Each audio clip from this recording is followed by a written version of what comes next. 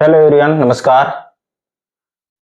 स्वागत है आपका अपना चैनल आर के ऑनलाइन क्लासेस में।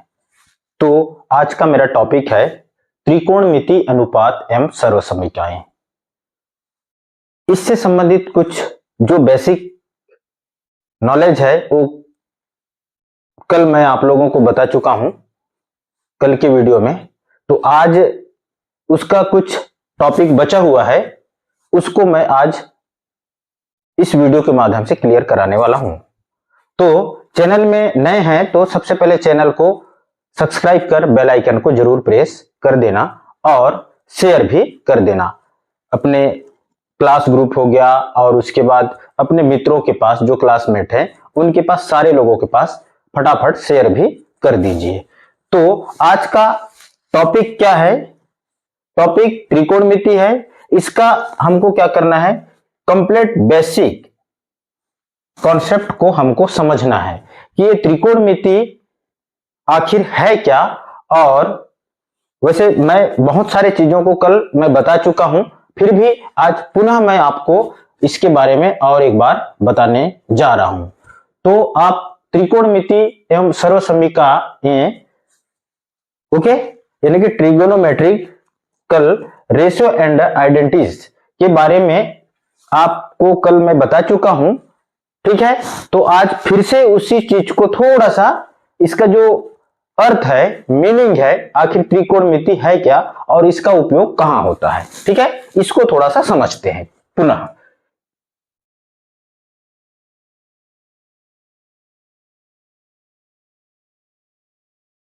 ठीक है, ये है आपका त्रिकोणमिति अनुपात और पाइथागोरस प्रमेय, ठीक है।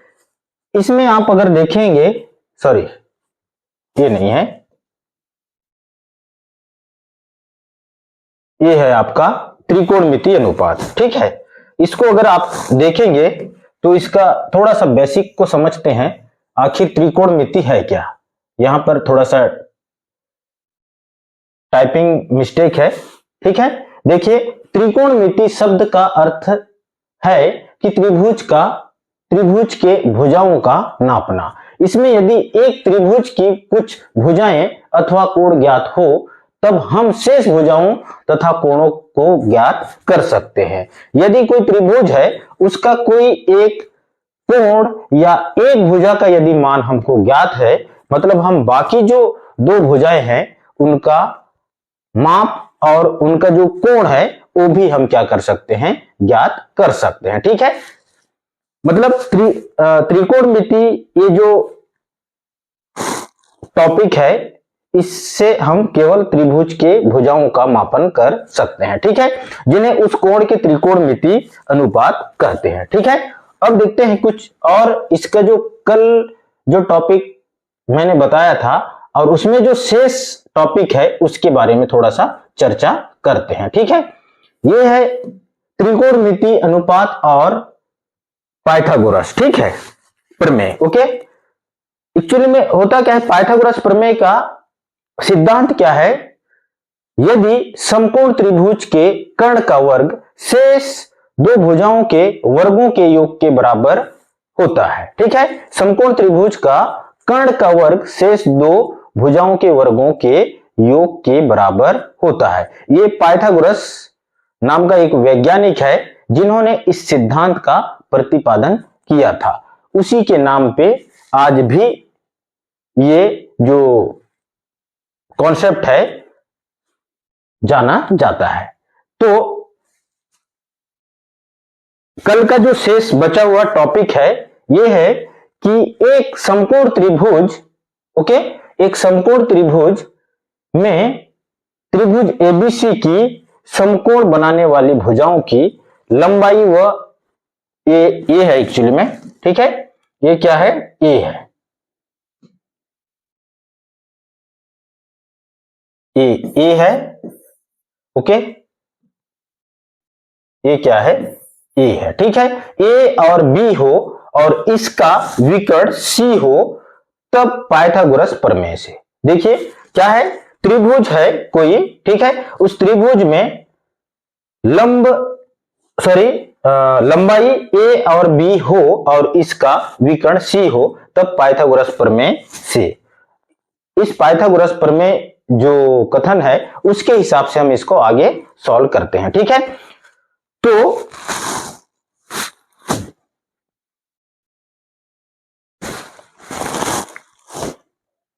अगर कोई त्रिभुज है, ठीक है, एक समकोण त्रिभुज है,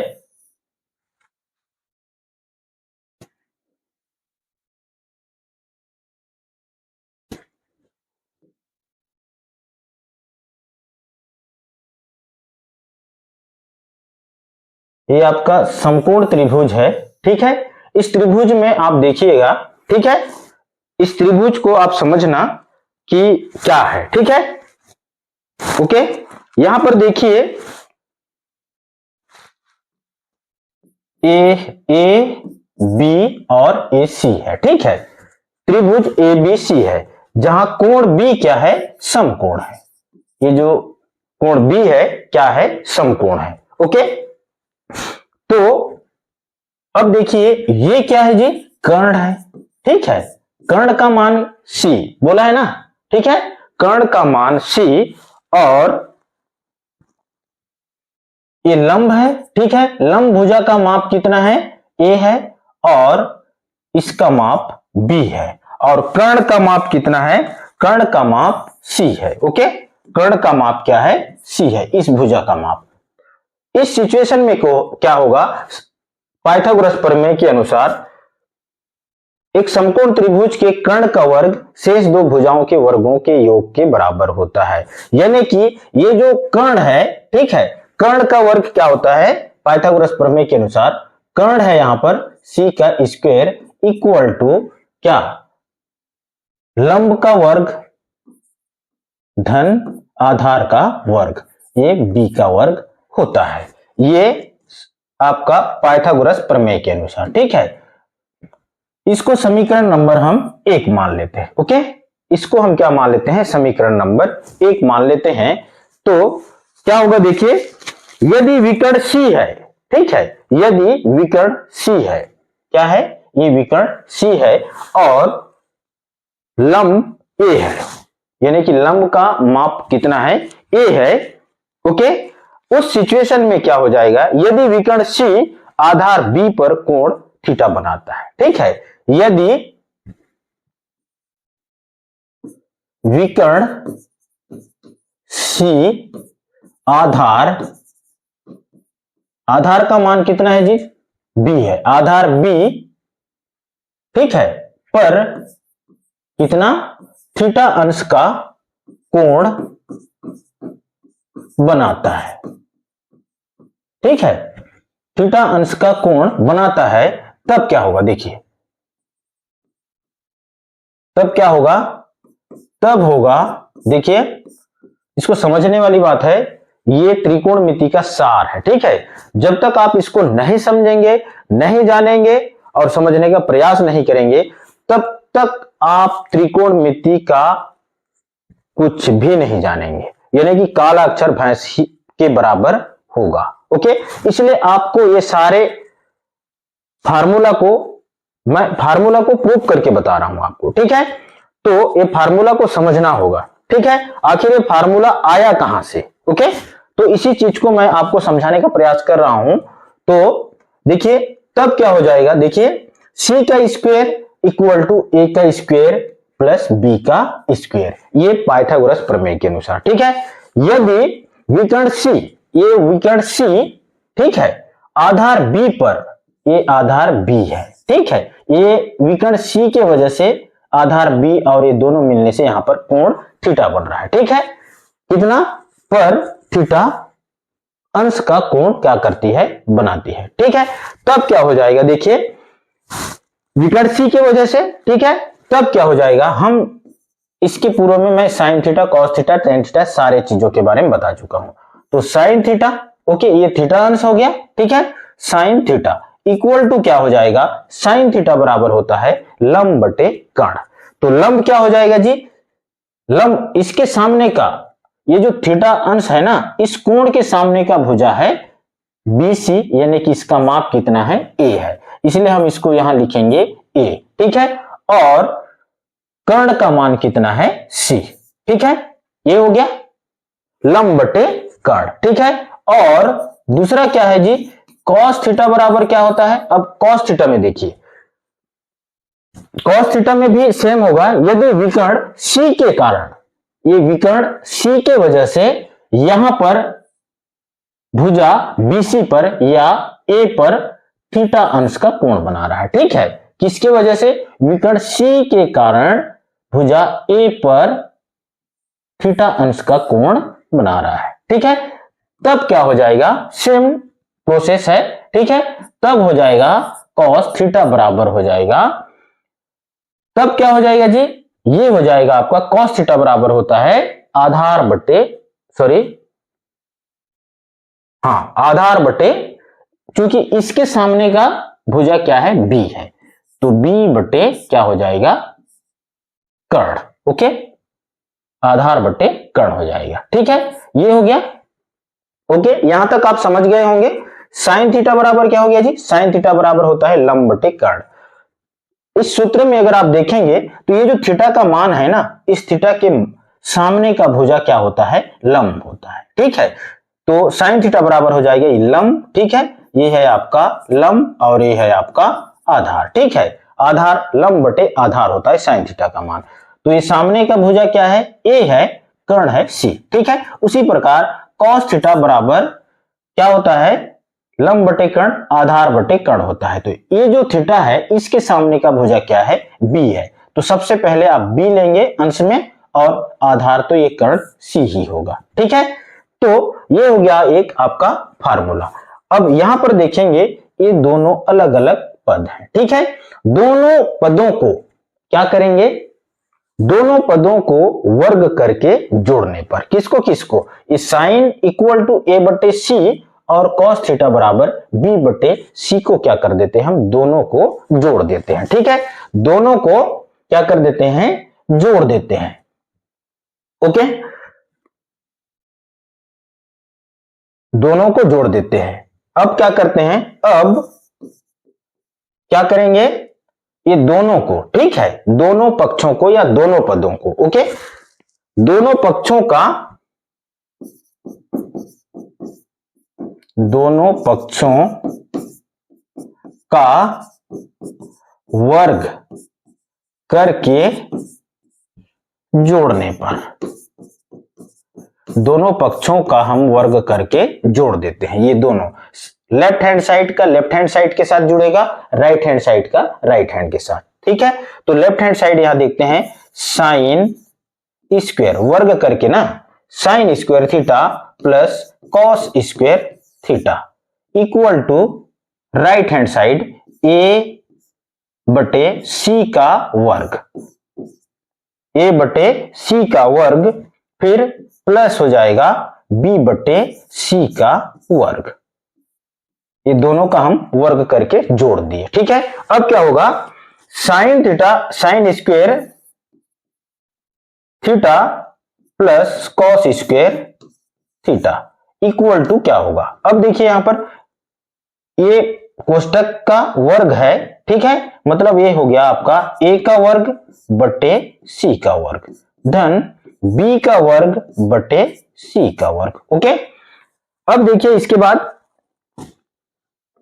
ये होगा आपका, क्या होगा, sine square theta plus cos square theta equal to क्या है, इधर ए का स्क्वायर बटे सी का स्क्वायर पुनः लिखते हैं। ठीक है, और क्या है जी, प्लस बी का स्क्वायर बटे सी का स्क्वायर है।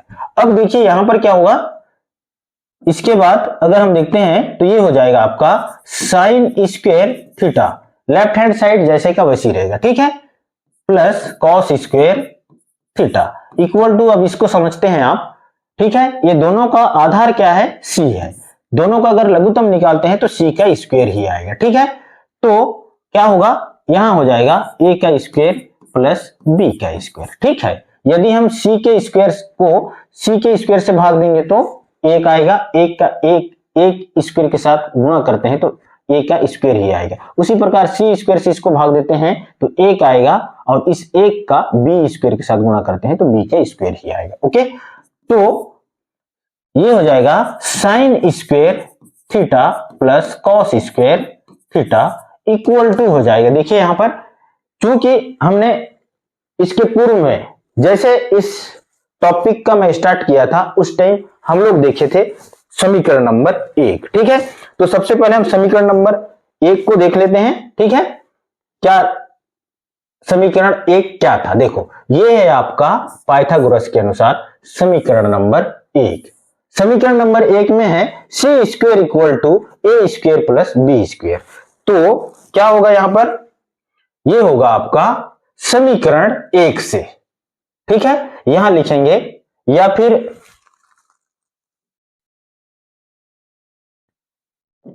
समीकरण 1 से C square equal to A square plus B square, या ये भी लिख सकते हैं आप, ये थोड़ा ठीक नहीं है। ठीक है, C A square plus B square equal to C square रखने पर कहां से? समीकरण नंबर 1 से। तो रख देते हैं समीकरण 1 से क्या? ए स्क्वायर प्लस बी स्क्वायर बराबर ए स्क्वायर प्लस बी स्क्वायर बराबर सी स्क्वायर होता है समीकरण 1 से। ठीक है, यानी कि कर्ण का वर्ग शेष दो भुजाओं के वर्गों के योग के बराबर होता है। इसलिए हम यहां पर क्या रखेंगे? यहां रखेंगे हम किसके बराबर? Sine square theta plus cos square theta equal to A square plus B square की जगह में हम रखेंगे सी स्क्वायर। ओके, तो ये हो गया आपका सी स्क्वायर, रख दिए। अब देखिए सी स्क्वायर से सी स्क्वायर कैंसल हो गया, कितना? एक बार में। ठीक है, तो आया कितना? Sine square theta plus cos square theta equal to 1। ये आपका क्या है? सर्वसमीका नंबर 1 हो गया। ओके, ये क्या है आपका? सर्वसमीका नंबर 1। सर्वसमीका क्या हो गया आपका? 1 हो गया। ठीक है, ये इसको कहते हैं सर्वसमीका नंबर 1। ये आपका एक फार्मूला हो गया, इंपॉर्टेंट फार्मूला। इसके बगैर आपका जो त्रिकोणमिति है वो हल होगा ही नहीं। ठीक है, sine square theta plus cos square theta equal to 1 होता है। ठीक है, इस बात को याद रखना। ये जो सूत्र है इसको एकदम कंठस्थ करके रखना। ठीक है, ये आपको जिंदगी भर काम आने वाला है। ओके, तो ये हो गया। अब देखिए sine square theta plus cos square theta, ये जो सर्वसमीका है, इस सर्वसमीका को 10वीं क्लास में कई बार प्रूव करने के लिए पूछता है। ठीक है, ठीक है, तो अब हम यहां पर प्रूव तो करेंगे नहीं, जब समय आएगा तो हम इसको प्रूव भी करेंगे। ओके, तो देखिए यहां पर इसके बाद ये जो सर्वसमीका है, इस सर्वसमीका से और कितने सूत्र निकलेंगे? ठीक है, यहां से और भी सूत्र निकलने वाले हैं इस फार्मूला से, यानी कि ये जो सर्वसमीका है यहां से। ठीक है, देखते हैं सबसे पहले क्या निकलता है। साइन, देखिए ये sign square theta plus cos square theta, ये दोनों के बीच में योग हो रहा है। यदि ये दोनों में से किसी को भी आप, यदि ये कॉस स्क्वायर थीटा को उधर ले जाते हैं, ये इधर जुड़ रहा है, उधर जाके घटेगा, तो ये इधर हो जाएगा। क्या होगा? ये होगा आपका, क्या होगा? साइन स्क्वायर थीटा, पक्षांतर कर देते हैं किसको? कॉस स्क्वायर थीटा को। 1 ये प्लस का है, माइनस हो जाएगा, कॉस स्क्वायर थीटा होगा। देखिए मतलब ये हम कहीं पर भी अगर ऐसा सवाल आता है, जब भी हम सवाल को हल करेंगे तो उस जगह में अगर कोई साइन स्क्वायर है और हमको हल करना है इस सवाल को आगे, तो हम साइन स्क्वायर की जगह में 1 माइनस कॉस स्क्वायर थीटा लिख सकते हैं। ठीक है, और दूसरा इसी में, ठीक है, इसी को अब क्या किए? अभी हम कॉस स्क्वायर थीटा को पक्षांतर किए हैं, अब किसको करेंगे? साइन स्क्वायर थीटा को करते हैं। ठीक है, या अब किसको करते हैं? साइन स्क्वायर थीटा को। तो ये इधर बच जाएगा cos square theta equal to 1 minus sine square theta. ठीक है, अब साइन स्क्वायर थीटा को हम पक्षांतर कर दिए, तो ये हो जाएगा आपका क्या? कॉस स्क्वायर थीटा बराबर हम लिख सकते हैं 1 माइनस साइन स्क्वायर थीटा लिख सकते हैं। ये फार्मूला हो गया, ठीक है। इस तरह से सवालों को क्या करना है, यानी कि ये जो सर्वसमीका है, सर्वसमीका से बहुत सारे फार्मूला निकल के आता है, ठीक है। ये हो गया, यहां तक क्लियर हो गया, ठीक है। अब देखते हैं ये जो सर्वसमीका है, इस सर्वसमीका को और आगे बढ़ाते हैं, ठीक है। क्योंकि ये जो त्रिकोणमिति है इसमें 3-4 सर्वसमीकाएं हैं जो इंपॉर्टेंट है, ठीक है। ये आपको आज यहां पढ़ रहे हैं तो 9वीं से स्टार्ट हो रहा है, 10वीं 11वीं 12वीं आगे जहां तक पढ़ेंगे आप मैथ्स वहां तक त्रिकोणमिति आएगा, ठीक है। इसलिए इसको समझना जरूरी है, ये आपका बेसिक है, ठीक है। यदि आप इस चीज को समझ गए तो आपका त्रिकोणमिति पानी होगा, पानी। इसलिए ये आपके लिए बहुत ज्यादा इंपॉर्टेंट है। तो अब देखते हैं नेक्स्ट, ठीक है। देखिए अभी हम सर्वसमीका निकाल चुके हैं, क्या, sine square theta plus cos square theta equal to 1। ये आपका सर्वसमीका नंबर 1 है, ठीक है। इस सर्वसमीका में अब क्या करेंगे हम, इस सर्वसमीका में इसे आप ऐसे भी लिख सकते हैं, ओके। सर्वसमीका 1 को, किसको, सर्वसमीका 1 को क्या करते हैं हम, ये सर्वसमीका नंबर 1 है, ठीक है। इस सर्वसमीका को क्या करते हैं जी, दोनों पक्षों में साइन स्क्वायर थीटा से क्या करते हैं, भाग देते हैं, ठीक है। इस सर्वसमीका को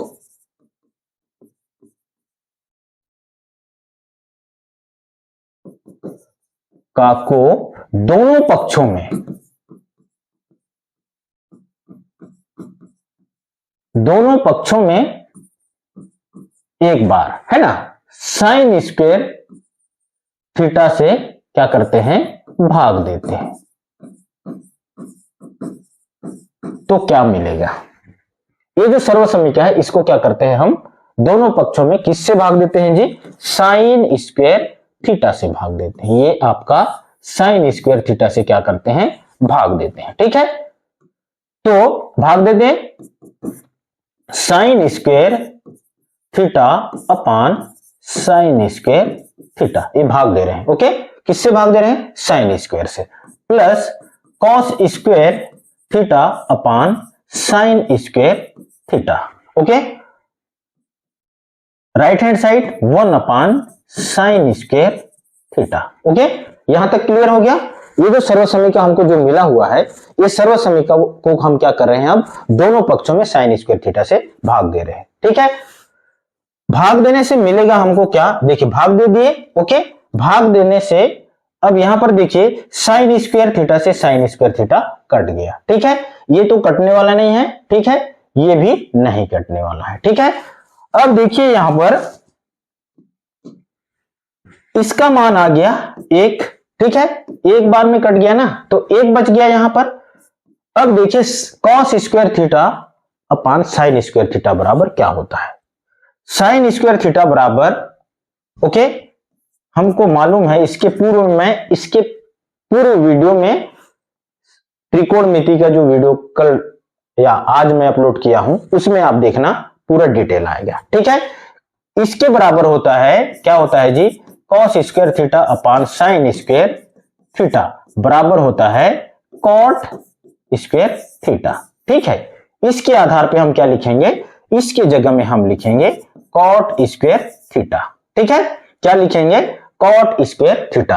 तो यहां पर अब देखिए 1 अपान साइन स्क्वायर थीटा है दूसरे पक्ष में, 1 अपान साइन, या साइन का अपोजिट क्या है, साइन का अपोजिट होता है, क्या होता है जी, चूंकि sine square theta equal to होता है 1 अपान कोसेक स्क्वायर थीटा।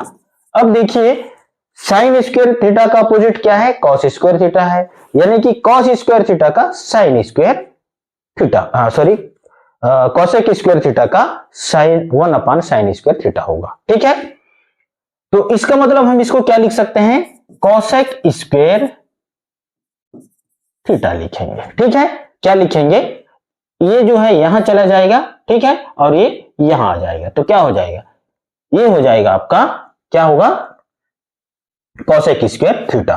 तो ये आपका एक क्या निकल के आया यहां पर, इससे साइन स्क्वायर थीटा से सर्व समीकरण नंबर एक को कॉस साइन स्क्वायर थीटा से यदि भाग देते हैं तो एक दूसरा सर्व समीकरण निकल के आ रहा है। ठीक है, कौन सा सर्व समीकरण जी, ये आपका एक सर्व समीकरण होगा। ठीक है, ये आपका एक सर्व समीकरण हो गया, दूसरा नंबर का सर्व समीकरण, सर्व समीकरण 2। ठीक है, ये आपका दूसरा सर्व समीकरण हो गया। ठीक है, और एक सर्व समीकरण निकल के आएगा। अब देखो सर्व समीकरण नंबर एक को यहां पर किससे भाग दिए हैं, साइन स्क्वायर थीटा से भाग दिए हैं। ओके, अब पुनः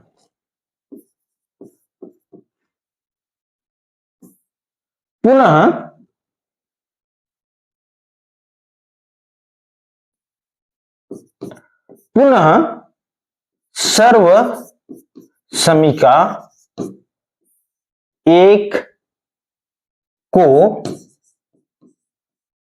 दोनों पक्षों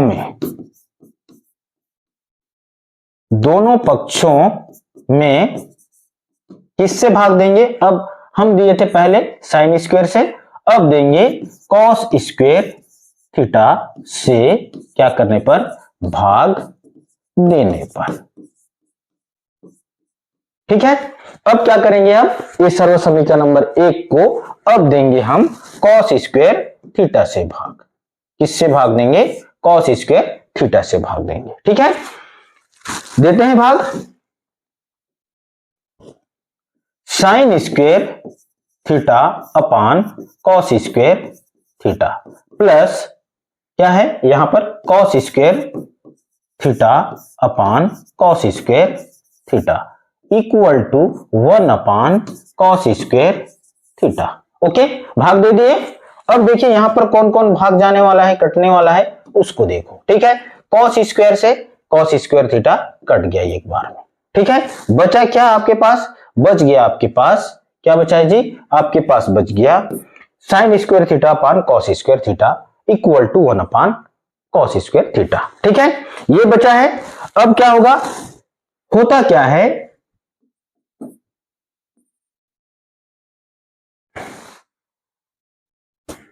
होता क्या है देखो, sign square theta upon cos square theta, इधर 1 + 1 दूसरे पक्ष में 1 अपान कॉस स्क्वायर थीटा। ठीक है, अब देखिए यहां पर क्या है जी, sine square theta upon cos square theta. ठीक है, धन 1 बराबर इधर बचा है क्या, 1 upon cos square theta. Okay, यही बचा है। अब इसको आगे हल करो तो देखिए साइन स्क्वायर थीटा या टेन थीटा बराबर होता है, चूंकि टेन थीटा कॉट का अपोजिट है। ओके, ये होता है sine theta upon cos theta.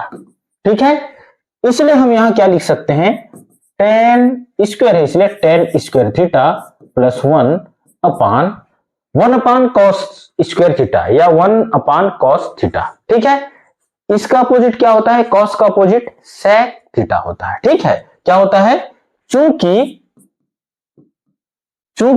इसके पूर्व वीडियो में मैं ये सारा चीज डिटेल डाल चुका हूं। ठीक है, तो सेक स्क्वायर या सेक थीटा बराबर होता है 1 अपान कॉस थीटा होता है, यानी कि ये हो जाएगा 1 अपान कॉस थीटा के बराबर हम क्या लिख सकते हैं, सेक थीटा लिख सकते हैं, स्क्वायर है इसलिए स्क्वायर, तो ये हो जाएगा सेक स्क्वायर थीटा। ये हो गया आपका सर्व समीकरण नंबर 3। ये हो गया आपका, इससे क्या हुआ, आपको सर्व समीकरण नंबर 3 प्राप्त हो गया, यानी कि ये जो है आपका क्या है, तीसरा सर्व समीकरण है। ठीक है, ये हो गया आपका सर्व समीकरण नंबर 3। ठीक है, इस तरह से आपका ये 3 सर्व समीकरण हैं जो बहुत महत्वपूर्ण है। ठीक है, इसलिए ये तीनों सर्व समीकरणों को भी याद करना। पहला सर्व समीकरण है sine square theta plus cos square theta equal to 1। ठीक है, दूसरा सर्व समीकरण क्या है जी, दूसरा सर्व समीकरण है आपका, अभी हम निकाल चुके हैं, दूसरा है 1 plus cot square theta equal to cosec square theta. Okay, तीसरा सर्वसमीका है आपका tan square theta plus 1 equal to sec square theta. ठीक है, ये तीनों सर्वसमीका के बिना आपका त्रिकोणमिति के जितने भी सवाल हैं अधूरा है। यदि ये आपको ज्ञात नहीं है तो आपका सवाल कुछ भी नहीं बनेगा। और यदि ये सारा बेसिक नॉलेज आपको है तो आपका जो त्रिकोणमिति है वो पानी की तरह तरल हो जाएगा। ठीक है, जैसा आप करना चाहोगे वैसा होगा। ठीक है, इसलिए आप इसको सबसे पहले सवालों पे आने से पहले आप पूरे बेसिक नॉलेज को आप पूरा बार बार याद कीजिए, लिख लिख के याद कीजिए, समझिए। इस वीडियो के माध्यम से आप और अच्छे से समझ सकते हैं कि ठीक है, जितना ज्यादा आप प्रैक्टिस करोगे, जितना ज्यादा इस वीडियो को देखोगे उतना ज्यादा आपको ये समझ में आएगा और ये याद भी हो जाएगा। ठीक है, तो आज का जो त्रिकोणमिति का जो बेसिक चैप्टर है, ओके, ये आज यहीं पर इसको समाप्त करते हैं। अब हम नेक्स्ट वीडियो में प्रश्नावली 8.1 के कुछ सवाल लेकर आऊंगा, जो 10th का भी हो सकता है और 9th का भी हो सकता है।